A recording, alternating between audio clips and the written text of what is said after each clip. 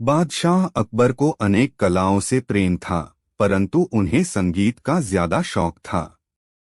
उनके दरबार के 9 रत्नों में से एक तानसेन थे, जो अपने संगीत की वजह से सम्मान से जाने जाते थे। एक बार अकबर तानसेन के संगीत से बहुत खुश हुए और उन्होंने तानसेन से कहा, तुम दुनिया के सबसे अच्छे कलाकार हो। तुम्हारा संगीत बहुत महान है, जिसकी किसी से तुलना नहीं की जा सकती। तानसेन आभार के साथ अभिभूत थे, किंतु वह एक सामान्य व्यक्ति थे। उन्होंने कहा, यह केवल आपकी राय है। दुनिया में बहुत से कलाकार मुझसे बेहतर हैं। अकबर ने कहा, तानसेन, मैंने बहुत संगीतकारों को सुना है, किंतु तुम्हारा संगीत उन सबसे बहुत अच्छा है। तानसेन ने कहा, मेरे मालिक, फिर तो आपको मेरे गुरु स्वामी हरिदास को जरूर सुनना चाहिए। वह मुझसे बहुत अच्छा गाते हैं। अकबर ने बहुत उत्सुकता से कहा, यदि ऐसा है तो मैं तुम्हारे गुरु का संगीत जरूर सुनूंगा। तुम्हें उनसे मेरे लिए संगीत गाने का अनुरोध करना होगा। तानसेन ने कहा, मेरे मालिक, स्वामी हरिदास कभी दरबार में नहीं आते हैं और न ही वह आपके लिए गाएंगे, किंतु यदि आप मेरे साथ उनके घर जाएंगे तो आप उनका संगीत सुन सकते हैं। अकबर बीरबल तानसेन के साथ स्वामी हरिदास के घर जाने को राजी हो गए। अकबर स्वामी हरिदास के घर कुछ दिनों तक रुके, किंतु गुरु ने उस बीच में कुछ भी नहीं गाया। अकबर अधीर हो रहे थे। उन्होंने तानसेन को बुलाया और कहा, स्वामी हरिदास कब गाएंगे?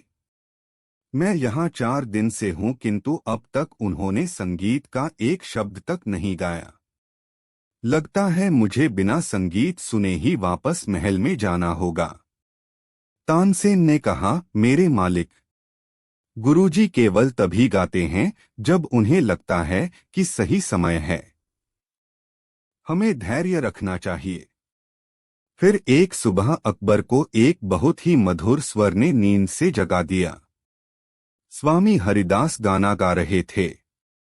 उनकी आवाज इतनी गहरी और मीठी थी कि सम्राट पूरी तरह मंत्रमुग्ध हो गए थे। उन्होंने तानसेन से कहा, तुम सही थे। वास्तव में स्वामी हरिदास तुमसे बेहतर हैं। अकबर ने अब वापस महल लौटने का निश्चय किया। रास्ते में उन्होंने बीरबल से कहा, बीरबल, तानसेन का संगीत अपने गुरु के जैसा अच्छा क्यों नहीं है? बीरबल बोला, जहांपना, क्योंकि तानसेन आपको खुश करने के लिए गाता है और स्वामी हरिदास भगवान को खुश करने के लिए गाते हैं। अकबर के राज्य में हरिनाथ नाम का एक व्यक्ति रहता था। हरिनाथ एक प्रतिभाशाली चित्रकार था। वह चित्र बनाकर अपना जीवन व्यतीत करता था। क्योंकि वह चित्रकारी में बहुत अच्छा था, इसलिए वह पूरे राज्य में प्रसिद्ध था। दूर दराज के क्षेत्रों के अमीर लोग उससे अपना चित्र बनाने का आग्रह करते थे। हरिनाथ एक चित्र बनाने में बहुत समय लगाता था, क्योंकि वह पहले उसकी पूरी जानकारी इकट्ठी करता था, इसी कारण उसके चित्र जीवित प्रतीत होते थे। परंतु वह बहुत पैसे नहीं कमा पाता था और कमाया हुआ अधिकतर धन चित्र बनाने के लिए कच्चे माल की खरीद में खर्च हो जाता था। एक दिन एक अमीर व्यापारी ने हरिनाथ को एक चित्र बनाने के लिए आमंत्रित किया। हरिनाथ इस उम्मीद से व्यापारी के घर गया कि यह उसे उसके काम के अच्छे पैसे दे देगा।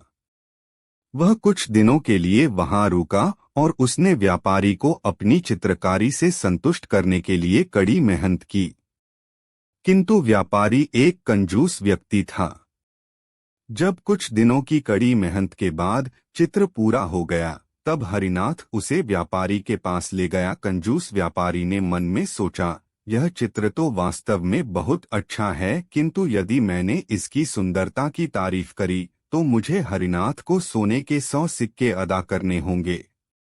इसलिए व्यापारी ने चित्र में गलतियां ढूंढनी शुरू कर दी। उसने कहा, तुमने इसमें मेरे बाल सफेद कर दिए और मुझे ऐसा दिखा दिया कि मैं बूढ़ा हो गया हूं। मैं इसका भुगतान नहीं करूंगा। हरिनाथ हैरान रह गया। वह नहीं जानता था कि व्यापारी उसे चित्रकारी के पैसे नहीं देना चाहता था, इसलिए चित्र में गलतियां ढूंढ रहा है। हरिनाथ ने कहा, मेरे मालिक, यदि आप चाहें तो मैं यह चित्र दोबारा बना देता हूं। इसलिए उसने सफेद बालों को ढक दिया। किंतु व्यापारी ने जब दोबारा बने चित्र को देखा तो वह उसमें गलतियां निकालने लगा। उसने कहा, इसमें तो मेरी एक आंख दूसरी आंख से छोटी है। मैं तुम्हें इस बकवास चित्र के लिए कोई भुगतान नहीं करूंगा। हरिनाथ ने फिर से चित्र को सुधारने की पेशकश की। चित्र बनाने के लिए कुछ समय मांगकर वहां से चला गया।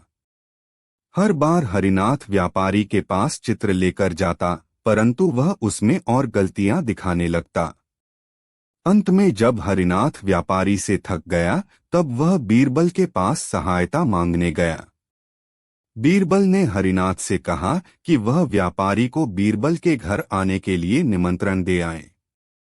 व्यापारी के घर आने पर बीरबल ने व्यापारी से कहा, यह आदमी कहता है कि इसने जैसा तुम चाहते थे वैसा जीवंत चित्र बनाकर दिया है, किंतु वह तुम्हें पसंद नहीं आया।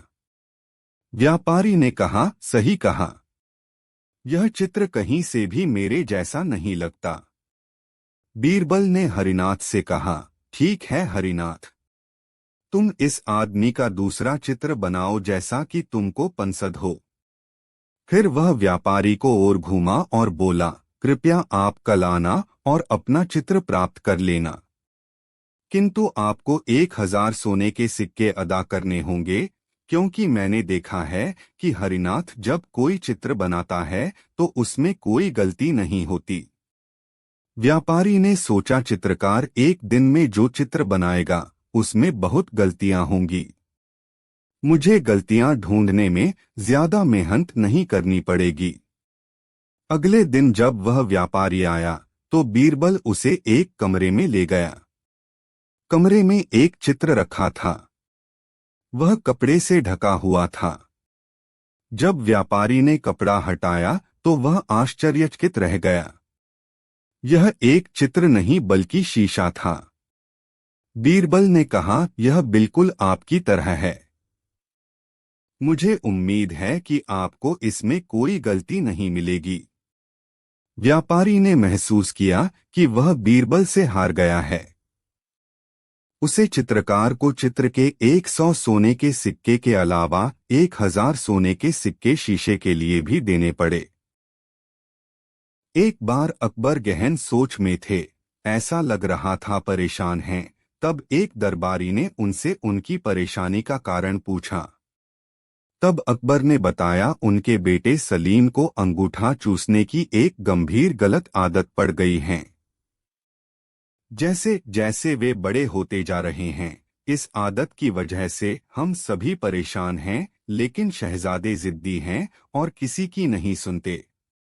तब उस दरबारी ने अकबर को एक संत के विषय में बताया। उसने कहा कि एक संत हैं, कहते हैं कि उनसे जो एक बार बात कर लेता है वो उनकी हर बात सुनता है और अपनी सारी बुराई त्याग देता है।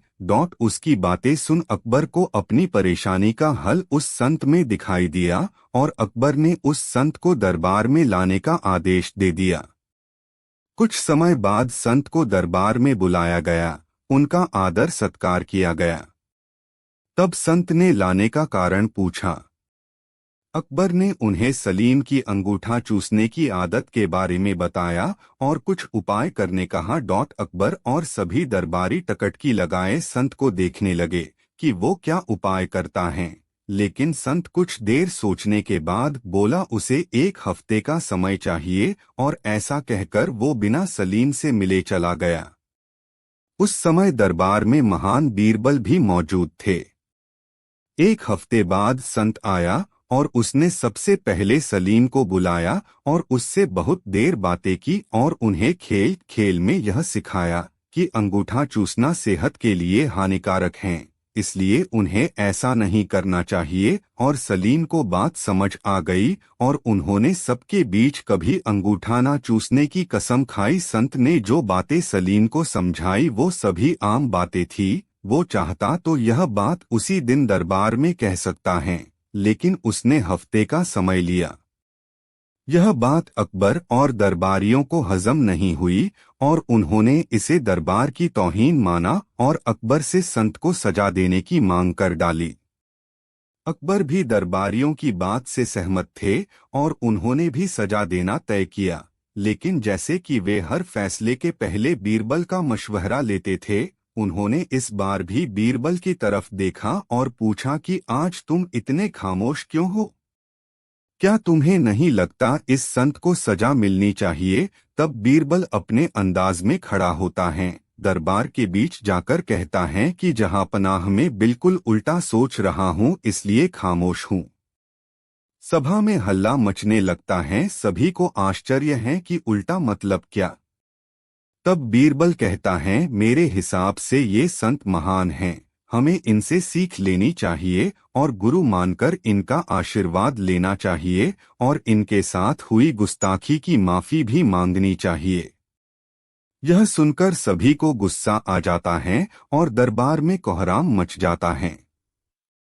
तब अकबर गुस्से में बीरबल से कहता है, गुस्ताख बीरबल, तुम हम सभी की तौहीन कर रहे हो कि हम इस संत से माफी मांगे। तब बीरबल कहता है, जहां पनाह गुस्ताख की नाफरमानी को माफ करे, लेकिन मेरे मुताबिक यही न्यायसंगत है। अकबर कहता है, बीरबल अपनी बात को साबित करो। तब बीरबल बताता है, जिस दिन संत पहली बार दरबार आए थे और आप उनसे शहजादे की बात कर रहे थे, तब इनके हाथों में चुने की एक डिबिया थी जिससे निरंतर चुना निकाल कर वे खा रहे थे। लेकिन आज उनके हाथ में कोई डिबिया नहीं है, क्योंकि जब आप उनसे शहजादे की गलत आदत की बता कर रहे थे, तब ही उन्हें अपनी गलत आदत का एहसास हुआ और उन्होंने एक हफ्ते का समय खुद को सुधारने के लिए मांगा और अपने आप को सुधारकर उन्होंने आज सलीम को ज्ञान दिया। ऐसे लोग बहुत कम होते हैं जो पहले खुद की कमी को देखे और उसे सुधारे, इसलिए मेरे हिसाब से ये एक महान संत हैं। सभी को बात समझ आती है और सभी संत से माफी मांग उनसे आशीर्वाद लेते हैं। इस कहानी से क्या शिक्षा मिलती है? दोस्तों, कहानी से हमें दो शिक्षा मिलती हैं। पहली, किसी को ज्ञान देने अथवा सीख देने से पहले अपने अंतर्करण में अवश्य झांके कि क्या आप खुद उस ज्ञान के दायरे में जीवन जीते हैं। क्या आप में वे सभी गुण हैं जिसका ज्ञान आप दूसरों को दे रहे हैं? अगर नहीं है तो पहले खुद को सुधारे, फिर दूसरों को ज्ञान दे। और अगर आप खुद सुधर नहीं सकते तो दूसरों को ज्ञान देने का आपका कोई हक नहीं बनता। एक दिन अकबर अपने बालों को कंघी कर रहे थे। तभी अकबर सोचते हैं कि हमारे बाल बहुत लंबे हो गए हैं, कल हम एक नाई को बुलाकर अपने बाल कटवाएंगे। अगले दिन राजमहल में नाई आता है और अकबर के बाल काटता है। नाई बाल काटते हैं अकबर से कहता है, जहां पनाह, आप बहुत अच्छे राजा हो, आप अपनी प्रजा का बहुत ख्याल रखते हो, लेकिन तुम क्या कहना चाहते हो? क्या हम किसी को नजरअंदाज कर रहे हैं?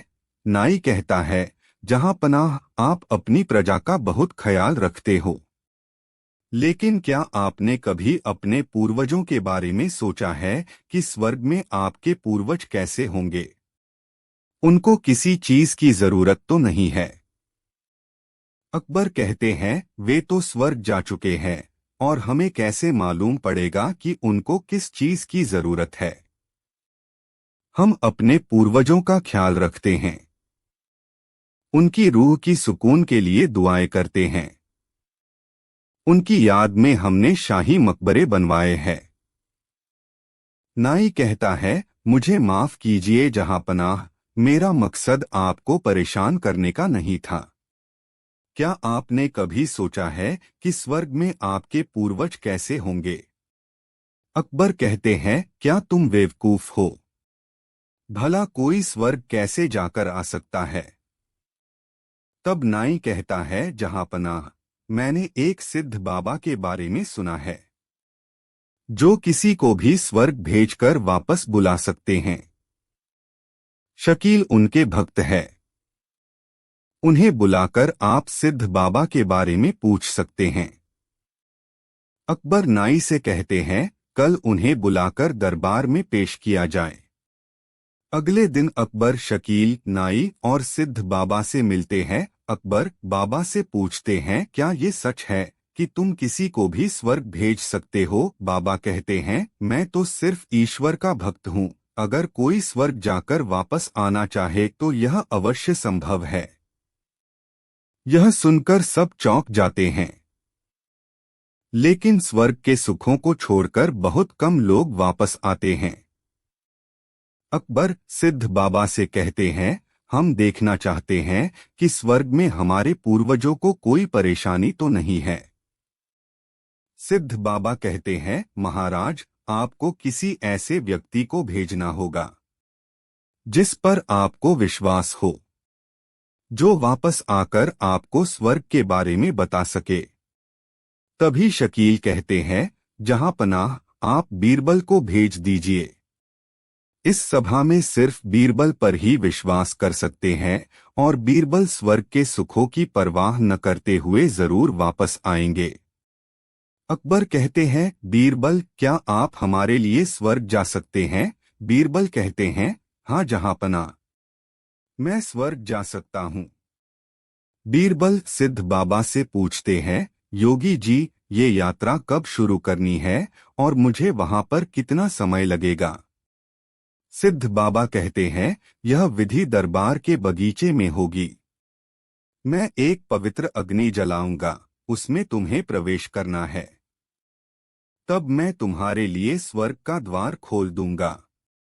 तुम चाहो तो 2 महीने बाद वापस आ सकते हो।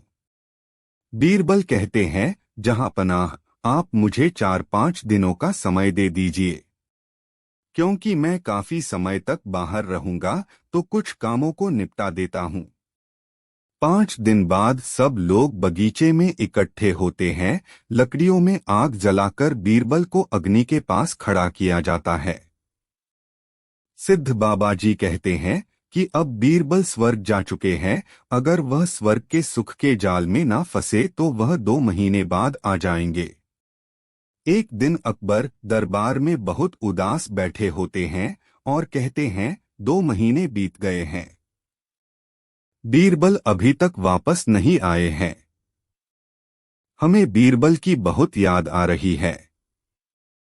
शकील कहते हैं, जहांपनाह, स्वर्ग के सुखों को छोड़कर बहुत कम लोग वापस आते हैं। आप चिंता मत कीजिए जहांपनाह, बीरबल जरूर वापस आएंगे। तभी सामने से एक आदमी आता है। उसकी लंबे बाल और बड़ी बड़ी दाढ़ी होती है। दरबार में उसे कोई पहचान नहीं पाता है। अकबर उस आदमी से कहते हैं, कौन है आप? कहां से आए हैं? वह आदमी कहता है, आदाब जहांपनाह, कैसे हैं आप? क्या आपने हमें पहचान नहीं? हम बीरबल है। सब लोग बीरबल को देखकर चौंक जाते हैं। अकबर कहते हैं, कैसे हो बीरबल? कैसे रही तुम्हारी यात्रा? बीरबल कहते हैं, महाराज, मैं स्वर्ग में सभी पूर्वजों से मिलकर आया हूं। सभी लोग बहुत खुश हैं।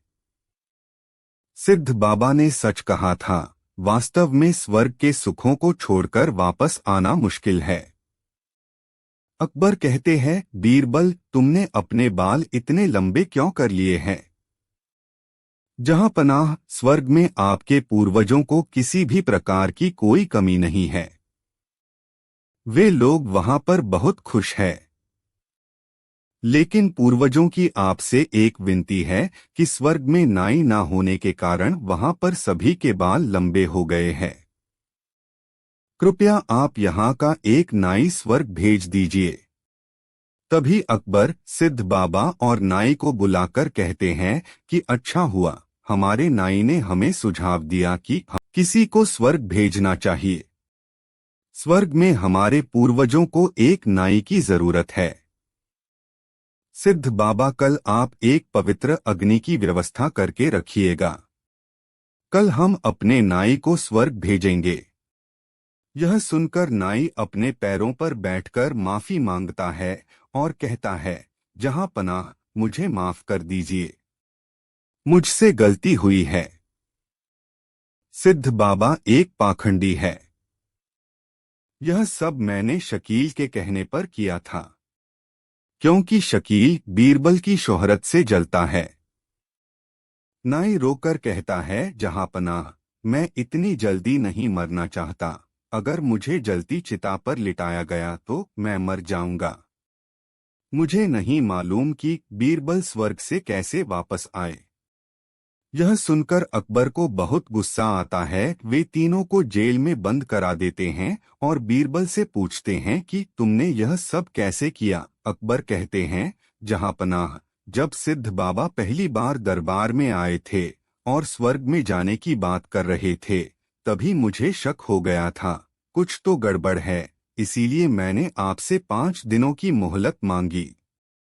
इन 5 दिनों में मैंने एक सुरंग खुदवाई।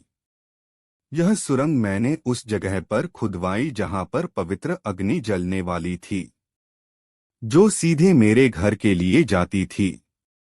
जैसे ही मैं चिता के पास पहुंचा तो मैं ठीक चिता के पीछे उसी जगह पर खड़ा हो गया जहां पर सुरंग का गुप्त दरवाजा था। जैसे ही चिता में अग्नि जलाई, मैं पीछे से सुरंग से निकल गया और सीधे अपने घर पहुंच गया। मैं इन तीनों की साजिश का पर्दाफाश करना चाहता था।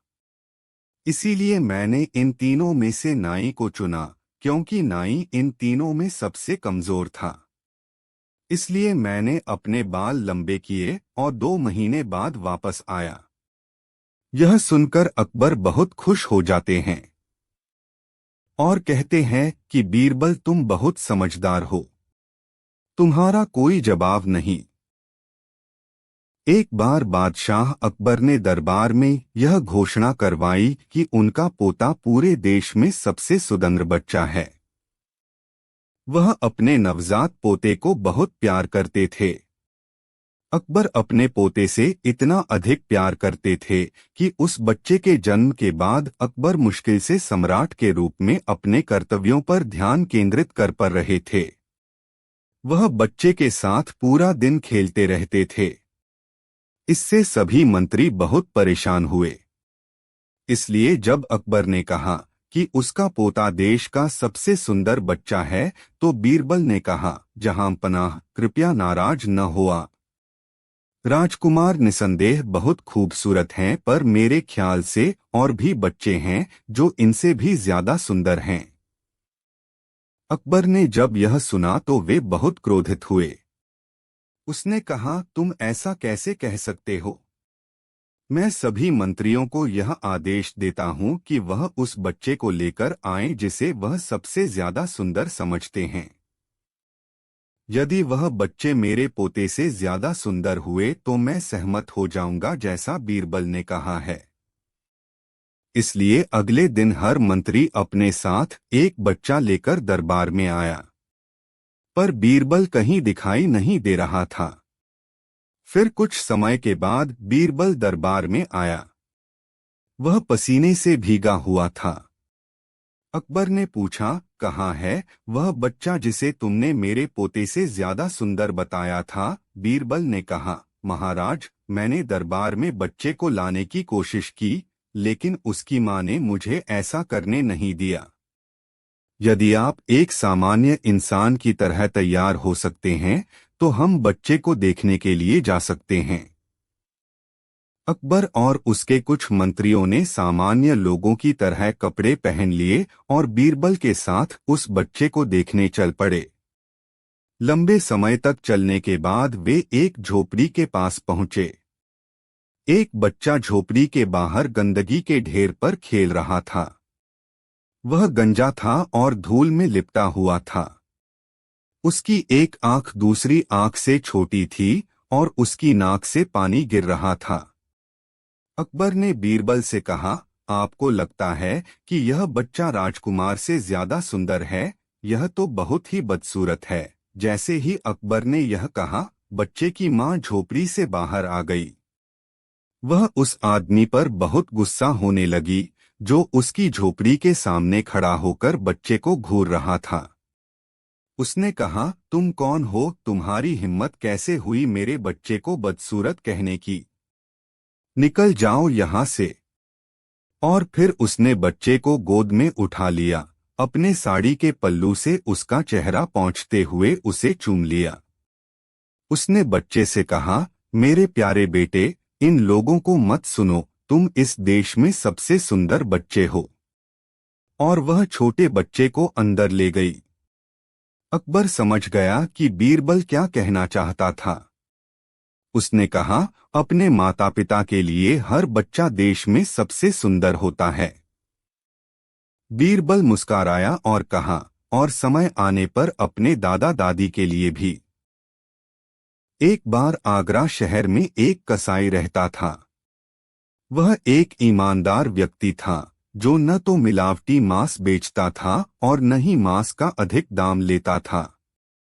बेहतरीन मांस बेचने के कारण उसके शहर में बहुत सारे ग्राहक थे। शहर में हर किसी को उसकी दुकान के बारे में पता था और वे अपने परिवार व दोस्तों को भी उसकी दुकान की सिफारिश करते थे। त्योहारों के समय में उसकी दुकान में लोगों की भीड़ लगी रहती थी और वह कसाई पूरे दिन उनकी सेवा में व्यस्त रहता था। ऐसे ही एक दिन एक अनाज का व्यापारी कसाई की दुकान में आया। कसाई उस समय पैसे गिन रहा था। व्यापारी ने उसे 1 किलो मांस देने को कहा। कसाई ने अपना पैसों वाला थैला काउंटर पर रखा और मांस लेने के लिए भंडार घर में चला गया। परंतु जब वह वापस आया तो यह देखकर हैरान रह गया कि पैसों वाला थैला अब वहां नहीं था। कसाई ने बहुत गुस्से में कहा, श्रीमान माफ करना, मुझे लगता है आपने मेरा थैला चुराया है। मैं उसे मांस लेने जाने से पहले मेज पर छोड़कर गया था। व्यापारी बोला, तुम्हारी हिम्मत कैसे हुई मुझे चोर कहने की? यह मेरे पैसों का थैला है। मैं दुकान से अपने साथ लाया था। कसाई ने कहा, मैं तुम पर कैसे विश्वास कर लूं कि तुमने मेज से मेरा थैला नहीं लिया है? व्यापारी ने उत्तर दिया, मैं तुम पर कैसे विश्वास कर लूं कि तुम मेज पर थैला छोड़कर गए थे? ये सब तुम इसलिए बता रहे हो ताकि मैं मजबूर होकर अपना थैला तुम्हें दे दूं। कसाई और व्यापारी की लड़ाई बाहर तक आ गई। बहुत से लोग उनके चारों ओर इकट्ठे हो गए। आखिरकार किसी ने उन्हें बीरबल के पास जाने का सुझाव यह कहकर दिया कि उसके पास इस समस्या का हल मिल जाएगा। इसलिए व्यापारी और कसाई बीरबल के पास गए। बीरबल ने ध्यान से पैसों के थैले को जांचा परखा। फिर उसने व्यापारी से कहा, क्या तुम खून का व्यापार करते हो? व्यापारी हैरान था। उसने कहा, नहीं श्रीमान, मैं तो अनाज का व्यापार करता हूँ। मैं बहुत ज्यादा खून देखकर डर जाता हूँ और मुझे चक्कर आने लगते हैं। मैं इससे जितना ज्यादा हो सके दूर रहने की कोशिश करता हूँ। बीरबल मुस्कराया और उसने थैला कसाई के हाथों में रख दिया। बीरबल ने कहा, थैले पर खून के धब्बे हैं। कुछ सिक्कों पर भी खून के धब्बे लगे हुए हैं। अगर आपको खून से इतना ही डर लगता है तो यह बैग आपका नहीं हो सकता है। व्यापारी को चोरी के लिए दंड दिया गया। कसाई ने बीरबल को धन्यवाद किया और खुशी खुशी अपनी दुकान की ओर चल दिया। एक दिन उसकी शाही अदालत में 2 औरतें एक बच्चे के साथ आईं। वे दोनों फूट फूट कर रो रही थी। पहली औरत ने कहा, जहांपना, यह बच्चा मेरा पुत्र है। मैं बहुत बीमार थी और इसकी देखभाल नहीं कर सकती थी, इसलिए मैंने इसे अपनी सहेली के पास छोड़ दिया था। किंतु अब जब मैं ठीक हो गई हूँ तो यह मुझे मेरा पुत्र देने से इनकार कर रही है।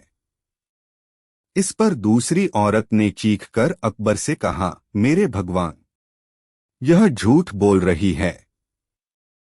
यह मेरा पुत्र है और मैं इसकी मां हूं।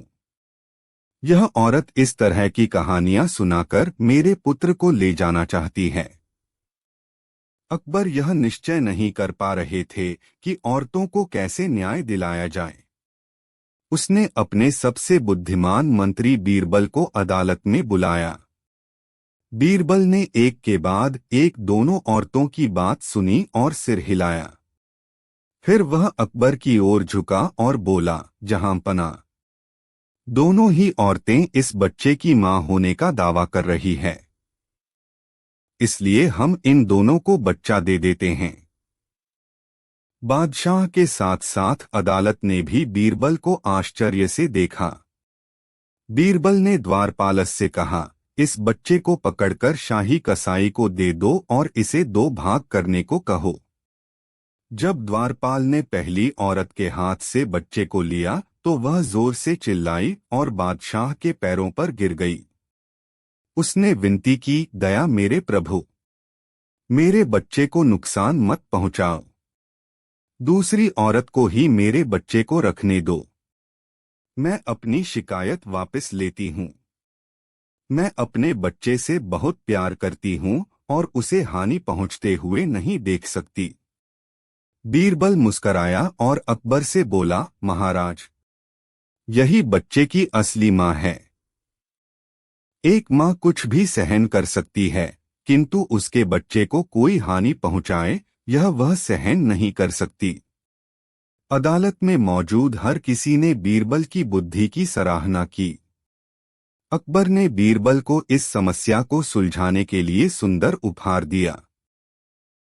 ठंड का मौसम था, बाग हरियाली से दमक रहा था। तभी बादशाह अकबर ने सभापतियों को बाग में दरबार लगाने का हुक्म दिया। हुक्म की तालीम हुई और पूरा दरबार अकबर और बीरबल बाग में बैठे। अकबर के आदेश पर बीरबल सभा में न्याय का कार्य देख रहा था। कई लोगों की न्याय याचिका सभा में पढ़ी गई, जिनका बीरबल ने अपनी सूझबूझ से न्याय किया। लगभग सारी याचिकाएं पढ़ी गई। न्याय के इस कार्य में कई घंटे बीत गए। थोड़ी देर बाद दरबार में एक व्यापारी आया। उसने चोरी की अर्जी लगाई थी। उसने कहा, एक बार वो दिल्ली गया था, वहां उसने सोने का कबूतर देखा। उसके पंख सोने के थे।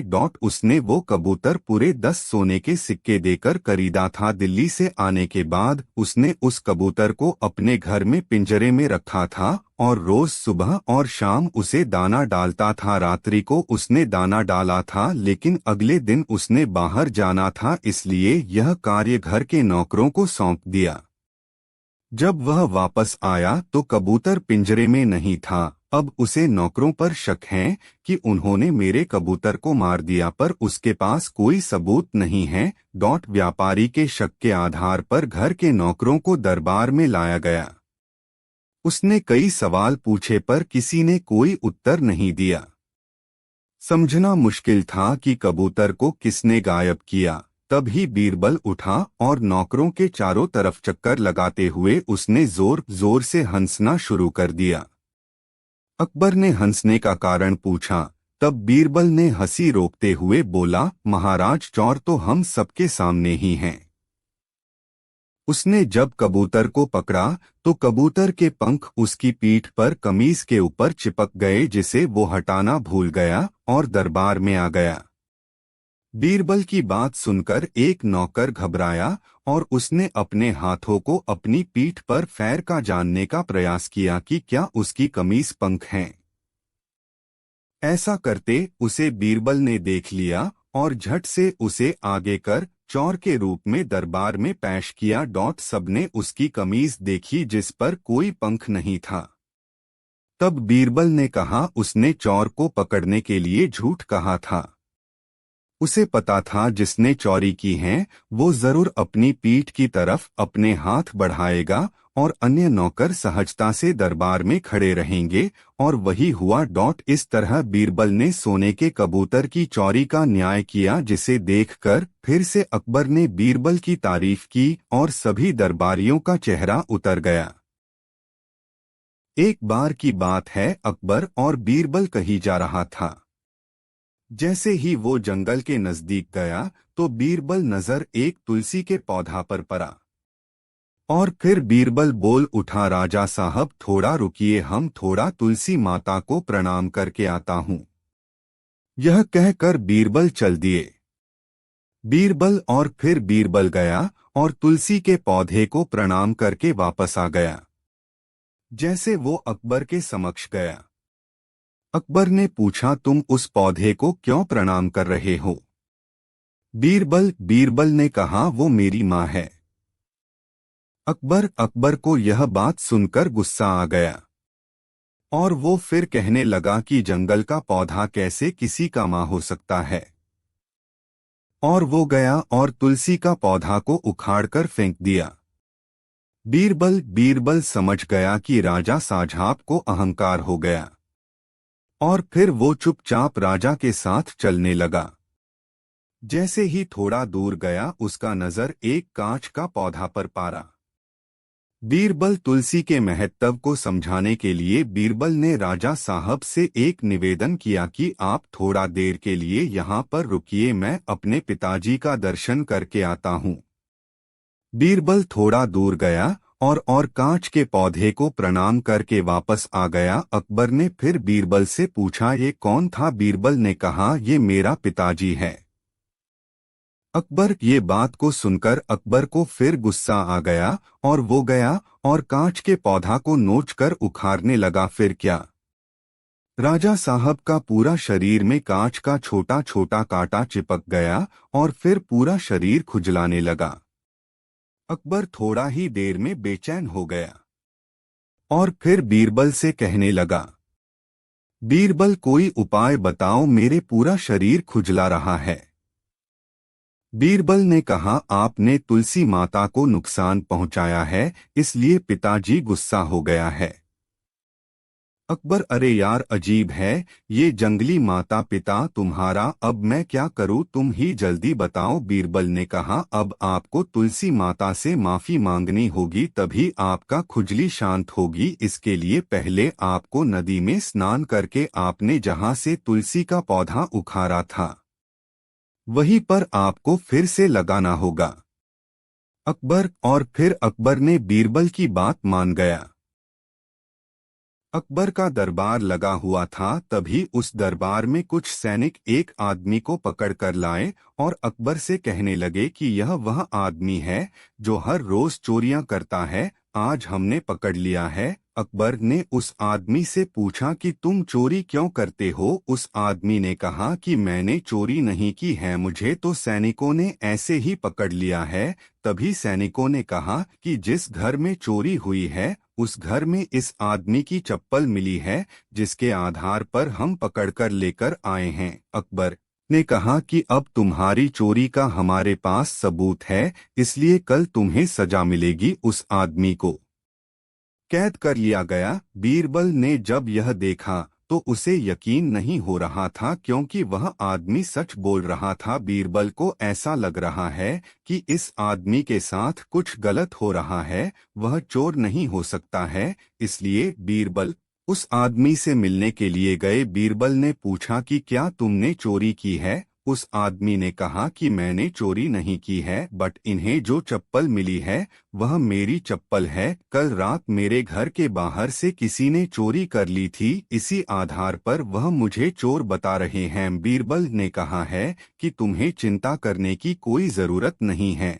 मैं असली चोर को पकड़ कर लेकर आऊंगा और तुम्हें मैं आजाद करवा दूंगा। बीरबल के सामने यह समस्या थी कि चोरी करने वाला कौन हो सकता है, क्योंकि चोरी तो हो रही है, बीरबल उस रात वेशभूषा बदलकर नगर में घूम रहे थे, तभी उन्होंने देखा कि एक छत पर एक आदमी चढ़ रहा है। इसलिए बीरबल उसका इंतजार नीचे करने लगे। जब कुछ देर बाद वह चोर चोरी करके आ रहा था तो बीरबल ने उसे पकड़ लिया। बीरबल उसे पकड़कर दरबार ले गए और अकबर के सामने कहा कि उस आदमी को छोड़ दीजिए, वह बेकसूर है, यही असली चोर है। चोर ने अपने आप ही कहा कि मैंने उसको फंसाने के लिए वहां पर चप्पल रखी थी। अकबर ने असली चोर को बंद कर दिया और उस आदमी को बाहर छोड़ दिया। इस तरह बीरबल की समझदारी से उस आदमी की जान बच गई।